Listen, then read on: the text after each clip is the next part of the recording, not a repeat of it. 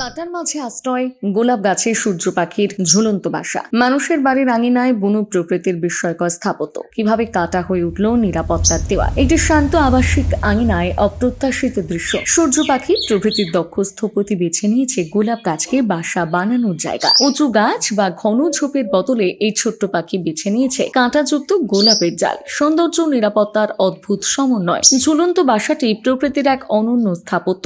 আকৃতি লম্বা, চোখের জলের মতন পোচ, উপকরণ শুকনো ঘাস, উদ্ভিদের তন্তু, বাকলের টুকরো যা চোখে পড়ে না। প্রবেশ পথ, পাশের ছোট্ট ছিদ্র, উপরের ছাউনির মতন ঢালু চালা, বৃষ্টি ও শিকারি থেকে রক্ষা। মানুষের কর্ডার ছাদ, স্যাটেলাইট ডিশের পাশে এই বুনো স্থাপত্য। পাখিটিকে দেখা যায় ব্যস্ত ছাদ থেকে গোলাপ গাছে, তারপর তারে বা নিচু ডালে বসে চারিদিক পর্যবেক্ষণ। মানুষের উপস্থিতির সত্ত্বেও স্বাচ্ছন্দ্যে ঘুরে বেড়ায় এই ইনার সিটির বাসিন্দা। কাঁটা যা মানুষের জন্য বিপদ, তা পাখির কাছে নিরাপত্তার প্রাচীর। মাটির রঙের বাসা, গাঢ় গোলাপি পাপড়ি, নরমতা, দুই বিপরীতের সহাবস্থান, টিকে থাকার সংগ্রাম ও সৌন্দর্য একই ডালে। গোলাপের কাঁটা পাখির ডিম ও ভবিষ্যৎ বাচ্চাদের প্রাকৃতিক নিরাপত্তা দেয়। মানুষ বড় বাড়ি বানায়, কিন্তু এই ছোট্ট পাখির শেখায় আশ্রয় মানে ভালোবাসা, নিরাপত্তা, নিজের মানুষের কাছে ফেরা। গোলাপ গাছের ডালে ঝুলে থাকা বাসাটি শুধু একটি পাখির ঘর নয়, জীবনের প্রতীক। কাঁটার মাঝেও ঘর বাঁধা যায়, ঝড়ের মাঝেও স্বপ্ন দেখা যায়। শহরের কোলাহলে প্রকৃতির এই ছোট্ট